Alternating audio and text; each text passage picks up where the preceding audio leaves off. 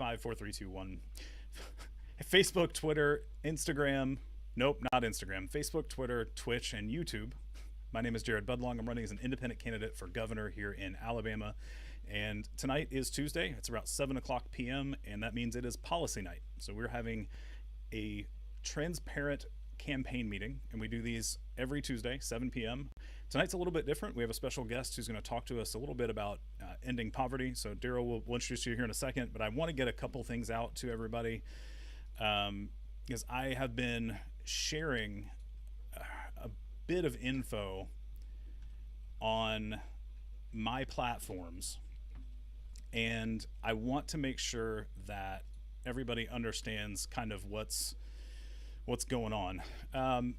The prison system is rough, and we all kind of know that internally through the group, but if you're not super familiar, the Alabama Department of Corrections and the entire justice system in our state essentially is being sued by the Federal Department of Justice for the conditions of our prisons. So that's where we're at. There is a rally coming up on September 26th in Montgomery in front of the Alabama Department of Corrections office. So it is on a Monday. So I want to make sure people know now so you can plan ahead and show up on a Monday. There's no point in doing this rally on a Saturday. It is in front of a government office, and we're there to let them know we're not okay with the way that they're treating people. So we have to do it while they're at work. Otherwise, there's no point in being there. We're not showing up when no one's there. So that's not our event. We're just going to be there to show support for the organizers. I'm hoping to speak, and we're going to see what else goes on there. But please check that out. It's on Facebook. Again, we're not hosting the event, but we are going to be there in support. And that's coming in on the 26th of September. So that's much further in the future, but we do want to bring it up. Another thing would be this Saturday, August 6th, if you're watching this live or sometime in the next few days. August 6th, we'll be in Huntsville at Big Spring Park from 2 until we're all tired and can't hang out, or people tell us to leave. We're pretty sure it's open till whenever, but we have to cut down the volume. We can't use projected audio past 10 o'clock. So Taylor, go ahead. No, I was just gonna say that the 7th is confirmed for Railroad. Oh yes, yeah. So I didn't know if. Yep. No, we don't have a graphic yet, so it's a good point. So after this one though, so this will be 2 until whenever. Please show up. The earlier the better, because we don't, we'll hang out until we can't anymore. So I can't guarantee how long we'll be there, but we're planning on staying until we can't. So that is the 6th. The next day. Let's see, I think it's this way. Yep. We're going to be at Big Drag Brunch Energy. It's a brunch show in Avondale in Birmingham. So on the 7th, we'll be back in Birmingham from Huntsville. From 12 to 3-ish, we'll be here. And then afterwards, as Taylor mentioned, we're going to be at Railroad Park from 4 until, I don't know that we have a time on that one. Do we have an ending time, 8. Taylor? 8. 4 till 8. So we actually have a cutoff. So show up to that, and we would love to see you there as well. The brunch thing, I think, is just first come, first serve. So if you want to come, you can, which is not our event. We're going to show some support to that as well. So if you've never been to a drag show, the Birmingham Queens are top notch, bring lots of dollars. They're amazing. Yeah. All right. So that's the events that are coming up. I want to cover 2 more things real quickly, and then I want to let Darryl start speaking so we can respect his time. But if you've noticed my account sharing stuff about the prison systems recently and how bad the situation is on the inside, please understand that those videos come at a cost. If you've seen any of the videos, I think any of the videos that I've shared recently, including the one of William Davis with the colostomy bag, they were filmed by another inmate who had, contraband. He had a cell phone, recorded him, and I got word today that he is being put in solitary for those efforts. So those videos came at a cost, and we may not get new videos from that specific area. If I get new content, I will share it as long as I've gotten approval from the people on camera to share. But I need everybody to understand that this isn't the end. We may stop seeing regular footage, but we still have to fight for it. And that's part of what the September 26th event is. So can we think about that for just a sec? I know we're saying it, but I just want everybody to realize that this man is being punished for needing medical supplies and being so desperate that he called out to the internet at large. So imagine being so desperate for necessary and medical supplies that could affect your life that sorry, I just Yeah, no, it's like keep I want to make waiting. one slight, not well, yeah, correction. The person who was filming is the one who got put in solitary, not the person on camera. I don't believe William Davis has been, to my knowledge, has not had anything done against him for being on camera. It is the person who recorded and put the videos out there. So slight clarification, still horrible situation. Just want to make sure everybody's on the same page there. Still horrible. Yeah, no, it's beyond horrible. I just wanted to make sure everybody's on the same page. They didn't, as far as I'm aware, punish William further. What they did was enough. So, Right. and I also recently spoke to, I'm not going to say who yet, a family member of a recently deceased inmate who unalived himself after asking for help because he was not feeling mentally well and was not given treatment, so he ended it. And that is not an uncommon situation in our system right now. So, I'm hoping to talk to them again and let them tell their story. So we're going to see how that pans out. I don't want to pressure them into it, but they're trying to find answers, and the state is not giving them answers. So if we can help them by getting their message out and kind of getting some public support behind it, we're going to try and do that if we can. So I think that is everything that I wanted to bring up and mention. So from here, Darryl is here with End Poverty Make Trillions, if I have the organization name correctly. And the idea, at least what I understand so far, is most of the stuff you talk about is from a federal level, and I'm running as governor for a state, so there's some stuff that I think policy-wise may have to be adjusted, but I want to hear where your thoughts are and kind of let you give us an explanation of how that sentence even makes sense, because a lot of people don't make that connection. And then let's talk about maybe how a state can help implement that change. So Darryl, you can give as much info as you are comfortable doing, and take it from here. Well, first of all, I just want to say thank you for doing this. I mean, regardless of what kind of policies we're talking about, having this kind of conversation with people is what we need to get to the point where we have good governance. So I really kudos to everybody on the call today. So for the stuff that I'm doing, it's absurd, right? The organization is called End Poverty Make Trillions. And the reason why is ending poverty actually isn't all that hard. If you ask yourself, well, in a modern economy, what does it mean for someone to not have access to food, clothing, shelter, or transportation, which is how we define poverty in the US? It means you don't have money. And so how can we make sure that every single American household had access to the bare minimum food, clothing, shelter, and transportation? Well, make sure everyone has some money, right? And so the math is, if you think about it at the national level, can you hear me? I think I may have lost you. Okay. Let me know if I come back. In the middle of a broadcast. I can't hear you currently, so hold on. Oh. We can still hear you, Darryl. I can hear him. It's back. Sorry. Continue. If you can say the last sentence and a half, that would be great, because I didn't hear it, and neither did TikTok. And I was just getting into the beginning part about asking yourself, all right, so what would it cost us if we looked at it from a national perspective, and then we can shift and talk about Alabama? What would happen if we gave every household a cash grant equal to the poverty line? Well, by definition, if everybody had some cash equal to the poverty line coming in no matter what, well, then there would be no one living in poverty, right? Right. Well, how much would that cost us? That would cost us about $2.5 trillion, right? And to put that number in perspective, the U.S. government spends about like $5 or $6 trillion a year. So could we do that? Yes. Will we? No. That's too big of an increase for people to realistically do something like that. So what if you then said, all right, well, we don't need everybody to have this check. Bill Gates doesn't need more money. Elon Musk doesn't need more money.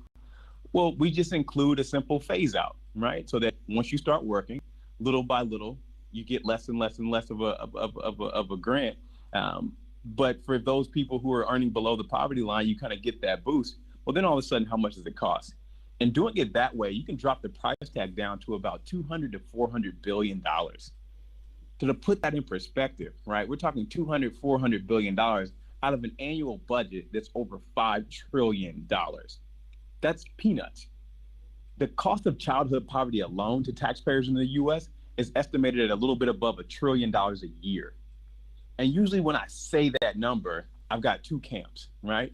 Folks who are just like, that's so high, I can't imagine. And then people who say, yeah, that sounds about right. Because they've lived poverty and they understand what it does to you, right? And so we're talking about costs from healthcare.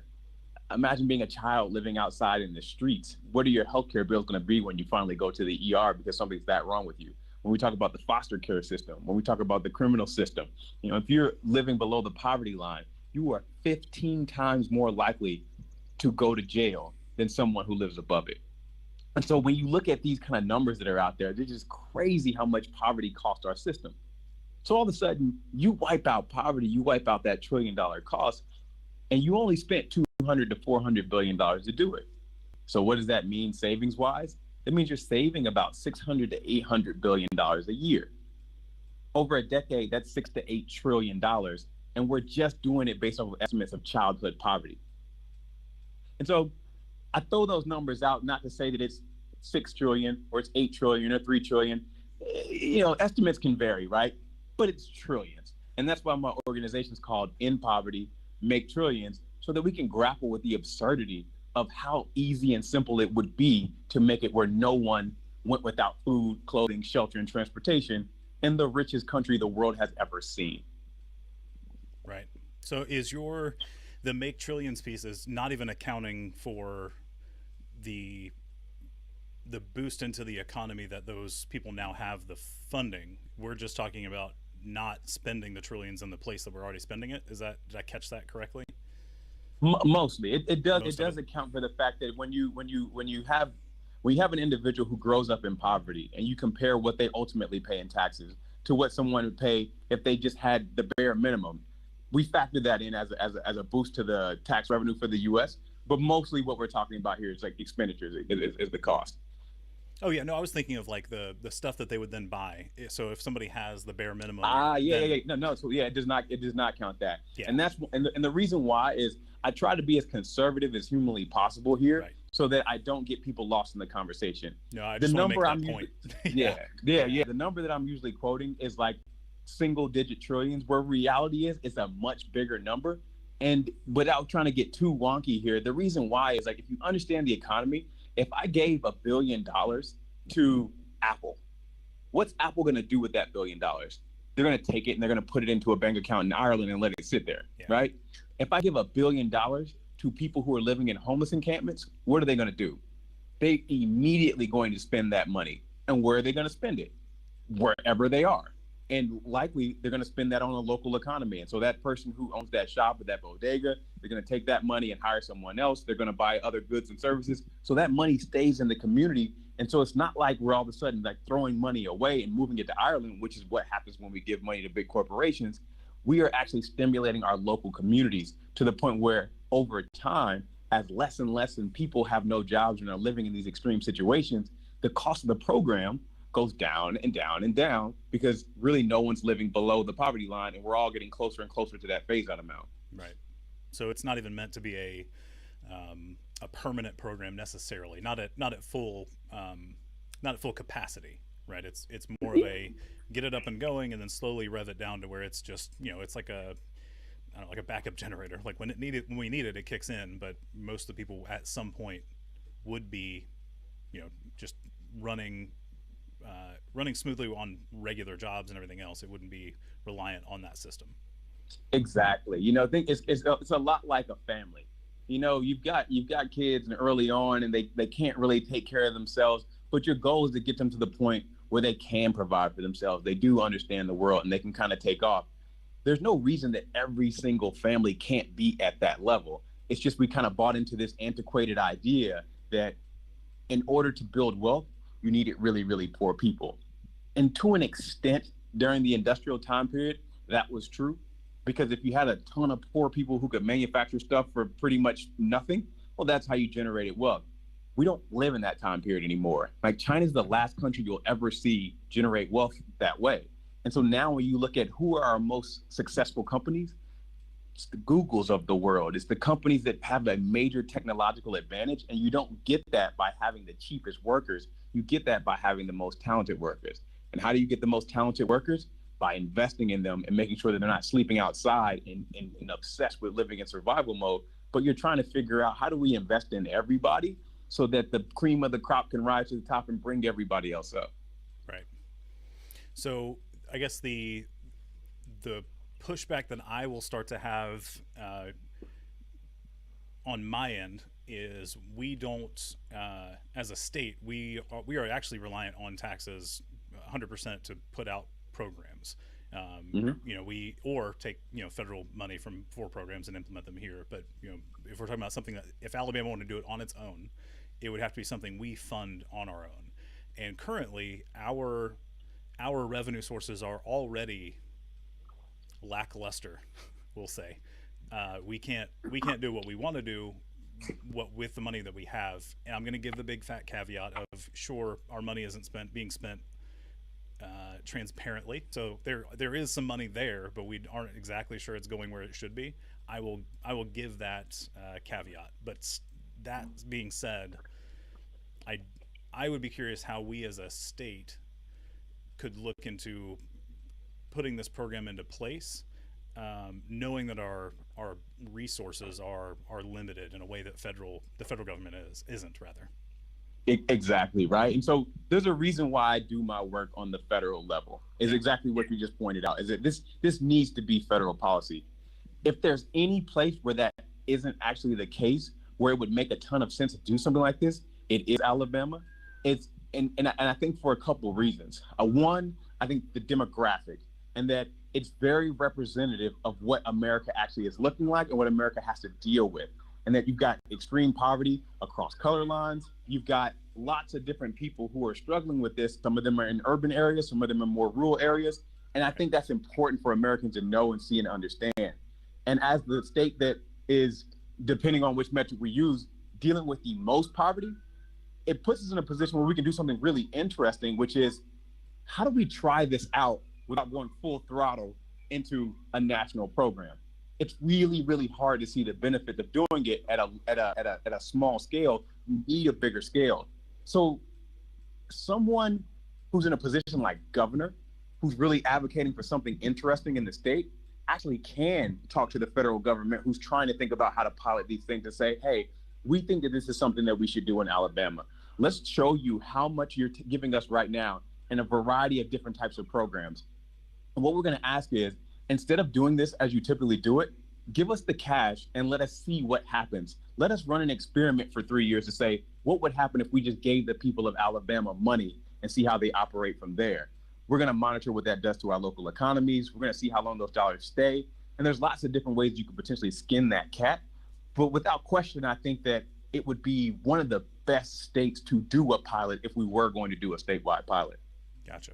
Because there would be obvious improvements. There would be across the state.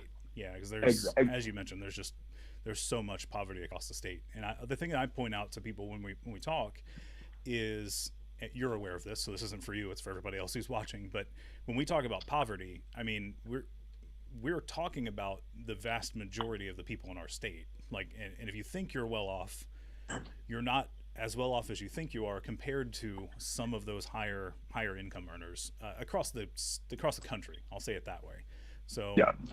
When we're talking about poverty, like we're talking about people that aren't having second homes, aren't having vacations regularly. Like, all of that is what we're talking about. We're talking about poverty, at least for me. So. And it's I think it's tough when you're in an environment, because that's what you know. Yeah. I mean, one of the unfortunate things about Alabama is that there's like a UN report that talks about the poverty that they see in the state, and they were shocked to see it in a developed country, because you just don't usually see that level of impoverishment. Yeah. And when I grew up really poor, and I didn't really think that much of it because that's all I knew. And it wasn't until I started going in other environments where I was like, wait a minute, no one else is living like this. And unfortunately, I think that's the case in Alabama. And that's why I think giving people a chance to be a part of a program like this will help wake people up and realize like this is something that's going to be so helpful to the state. You know, you'd be one of the biggest beneficiaries of a federal program like this.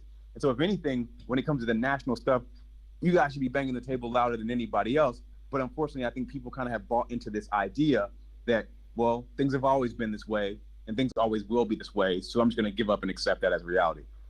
Yeah, and there is some pushback, and I'm not going to say it's a majority. They're just the loud people that push back and don't want, for whatever reason, don't want to accept federal funding. I'm not entirely sure why. I haven't heard a good argument against it.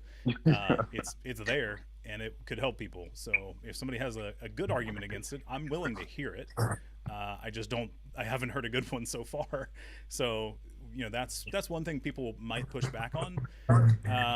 The nice part, from my understanding at least, of all of the powers that will be invested in me, is I can help, or I can just say, yes, we're going to accept that federal funding for a program for general welfare.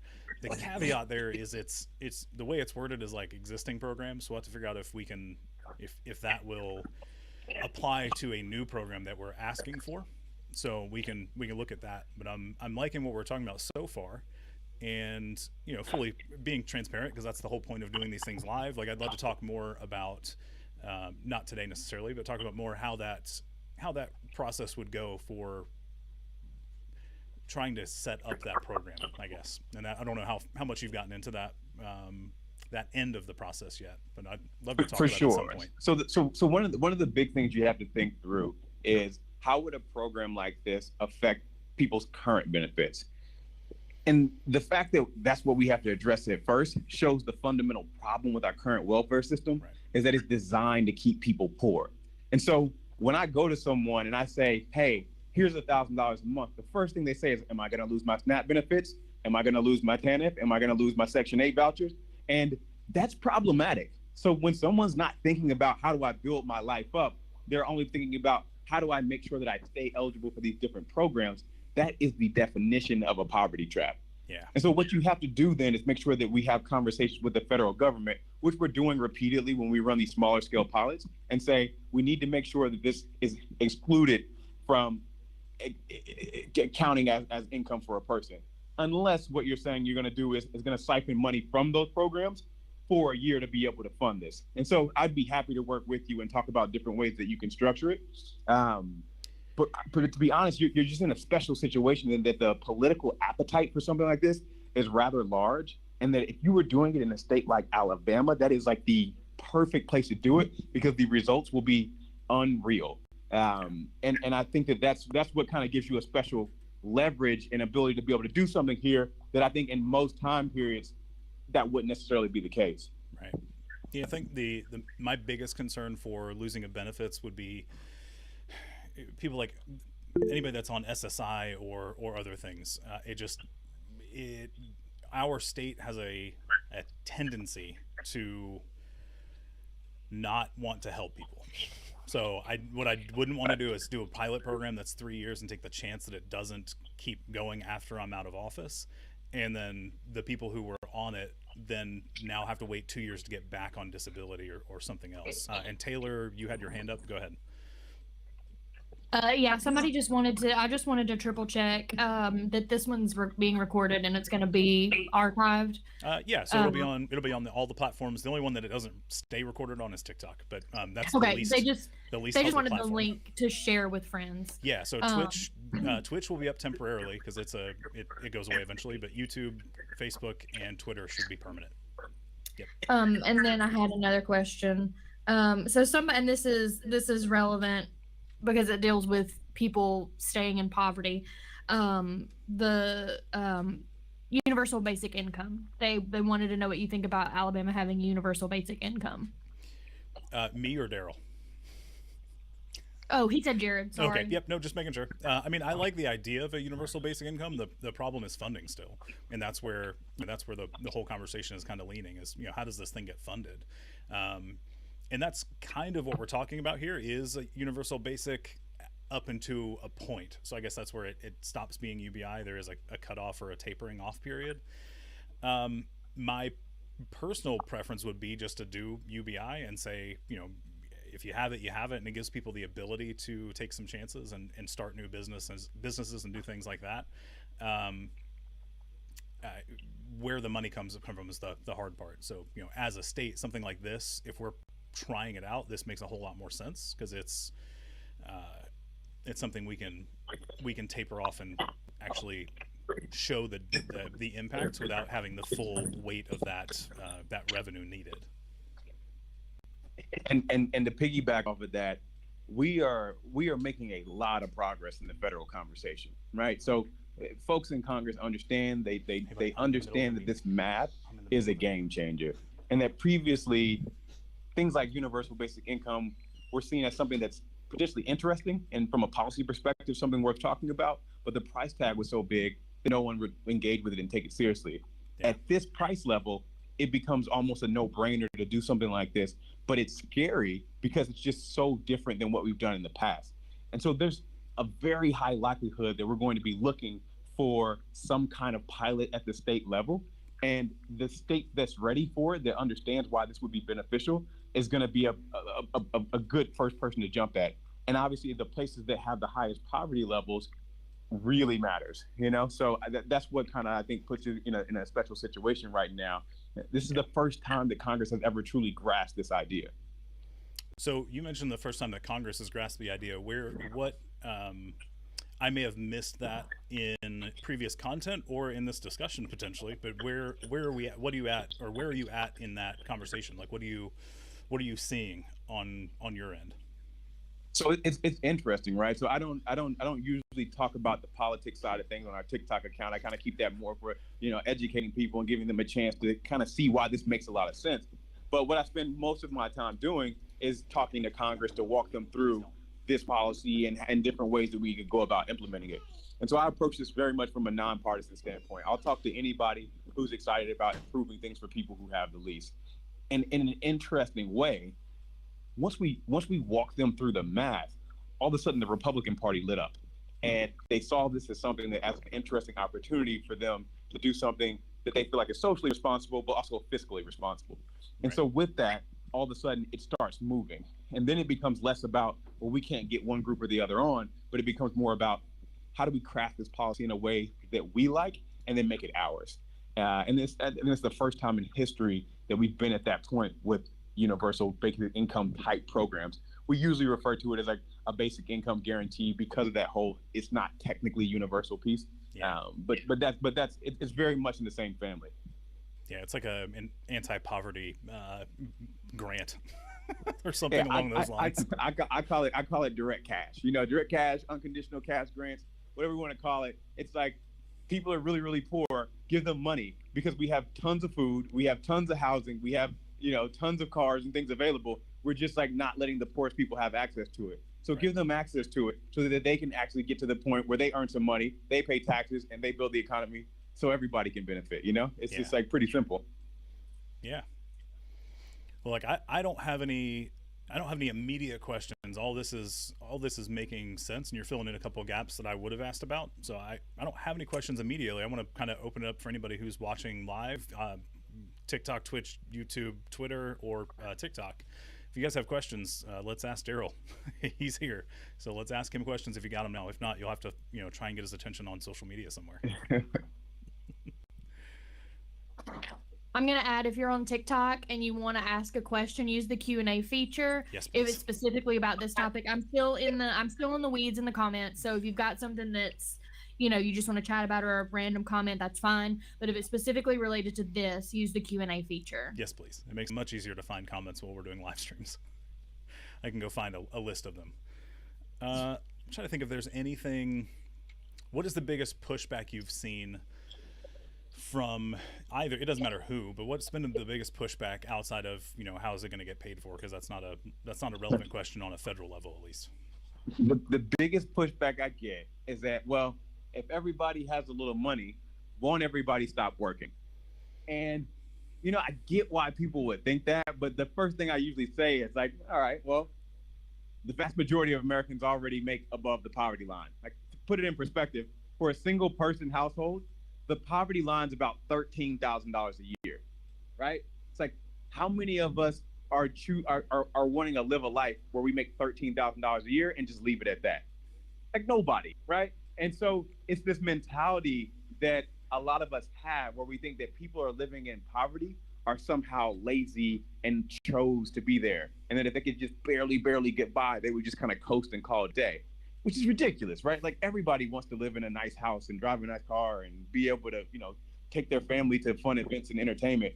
And so it's just trying to get people to get past this like really ancient classist idea that people who don't have don't deserve, as opposed to they just didn't have opportunities.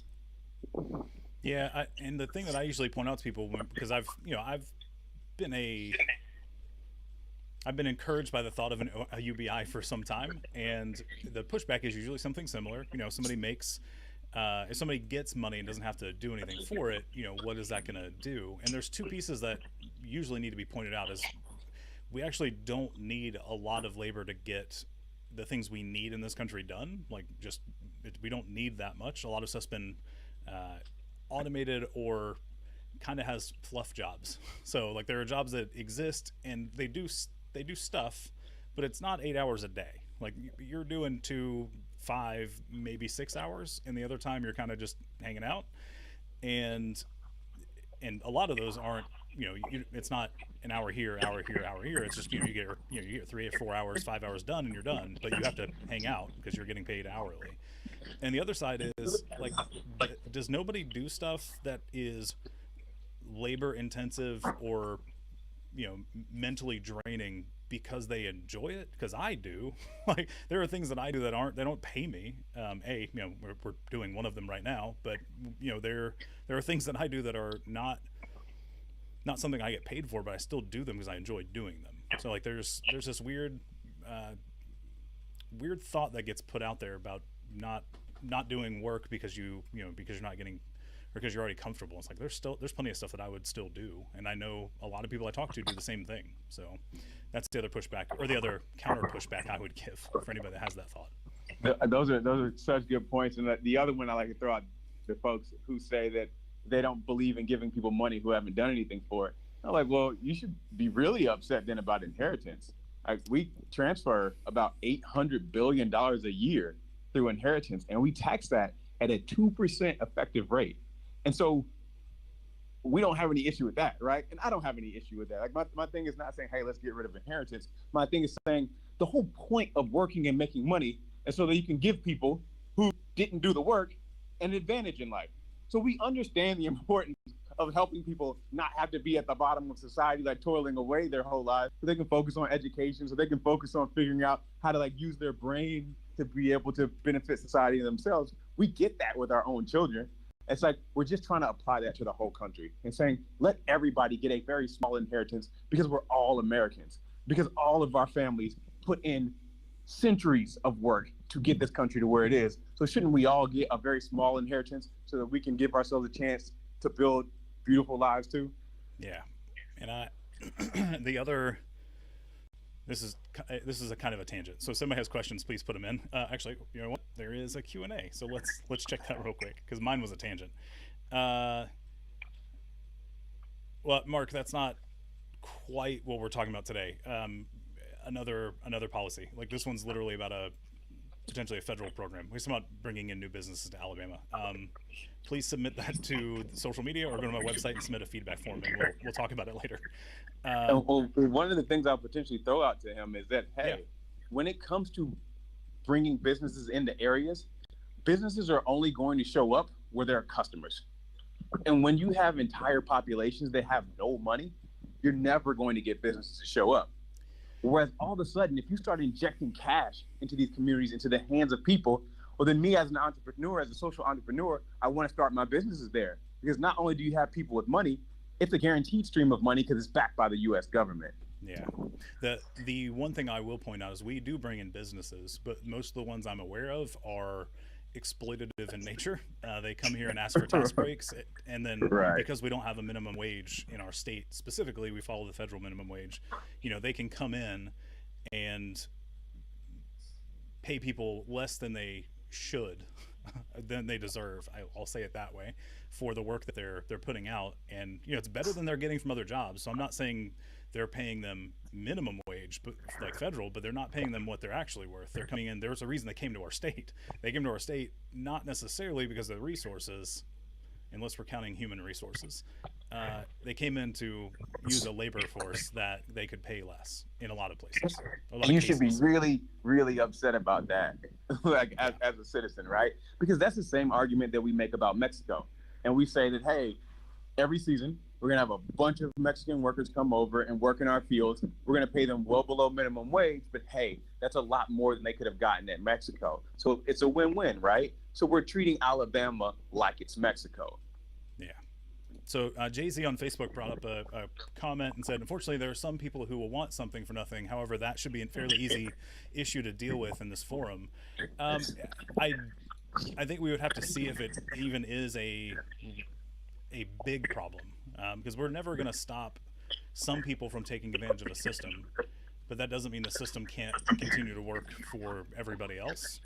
And in that, I think that would be my immediate comment back. And this is the beauty of this program, right? Is that the way it's structured, there's nothing to apply for. There's nothing that you can game, right? Like, you immediately get it, no matter what. And it's set based on your household size. And then once you start working, paying it back is something that happens automatically, right? It's a simple tax that's embedded into it. So there's just, if anything, it liberates people from that mentality of figuring out, how do I game the system and how do I try to get something for free from the government?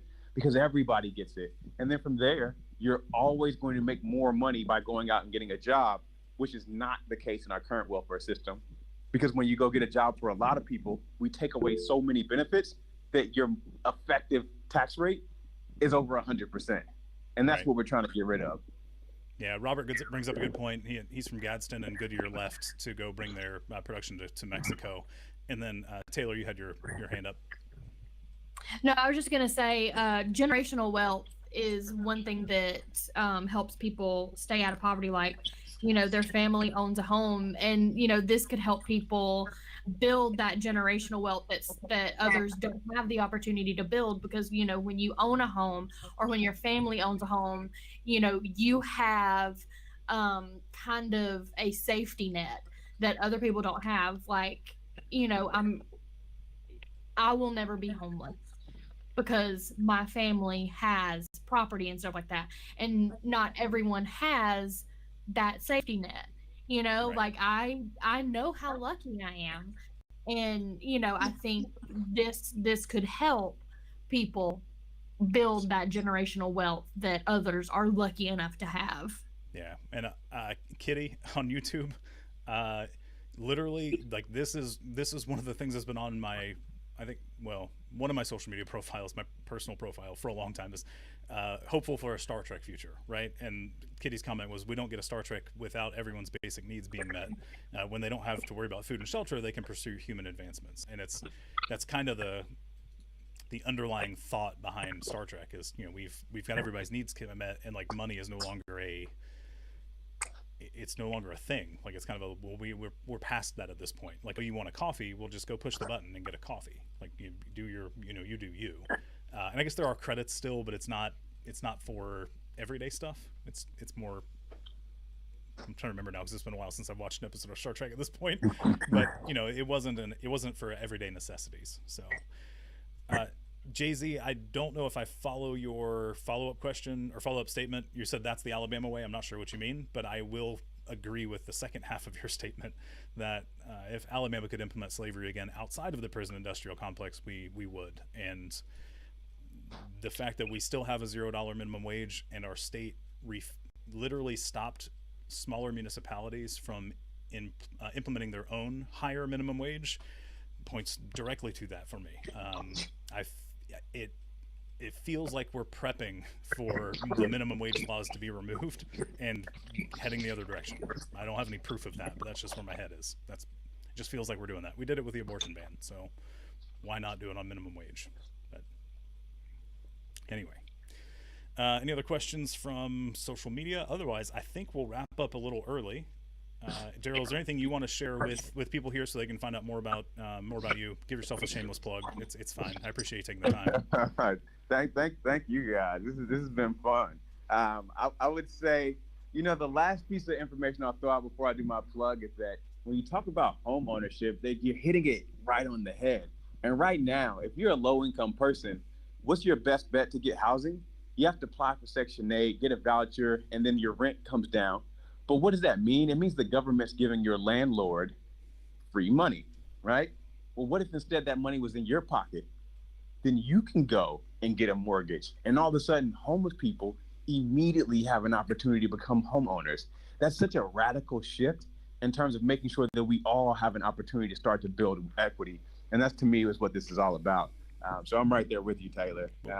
Last thing I'll say is end poverty, make trillions. That's the name of the organization. We're on TikTok. Check us out. Come to visit our website. There's so many ways to get involved. If you're interested, my name's Darryl, Darryl, Darryl at endpovertymaketrillions.com. Shoot me a message. I'm happy to engage with you. This is what I do. It's what I focus on. So I'm super excited to help with anybody who's wanting to get involved. Yeah. So you actually just triggered something in my head, and it's a potential solve to a problem that I didn't have a solve to yet. So one of our big focuses for my campaign is the prison system. We've been talking about it, and that's it's a known issue for our campaign at least. And we are 180-ish% to capacity. Humans in buildings. So for every 100 people we're supposed to have, we have 180 essentially. Yeah. And one of the big things that I want to do is immediately reduce the prison population by getting people out that are do not pose a threat to society, and shouldn't be in the system either in the first place or anymore, right? They've done more than their time in most cases. But my concern has always been what we do right now is essentially the phrase that everybody uses is we give them a bus ticket and a $10 bill and say good luck. And this would solve a part of that. That would have the resources for them to stay on their feet once they're back into the free world. And that's a huge part of the problem of getting people out of the system is that safety net once they're out. So that I like this more and more every minute that we're in this call. And Alice brings up a good point on Facebook. 180% is the official stance. And given that our state is being sued by the federal government for the conditions that we're talking about, 180 is a conservative percentage, we'll say. We have people dying every day in prison. I think the count for this month is 13. And it's rough. So, I appreciate you taking some time. I shouldn't have ended it on a damper like that, but it's weighing heavy. So, Darryl, thank you for your time. Have a great rest of your night. I want to give a quick reminder to everybody. Every Tuesday, 7 p.m. is our policy meeting. It's not always hyper-focused like this. If we have something to talk about, we will hyper-focus and try to give you a heads up. But otherwise, it is healthcare, education, and or the prison system. Saturdays at 9 o'clock are our strategy meetings. So that's an internal campaign meeting. It's public, but it's talking about the campaign strategy, not strategy for the policy. And then at 10 o'clock is our field operations. And this Saturday, Alice, who was in the chat earlier, will be speaking to us about some good canvassing techniques. So if anybody's wanting to get involved and go door to door and talk to people, we would love to see you on Saturday at 10 o'clock. So Alice can give us some tips. So cool. Appreciate everybody. You all have a good night.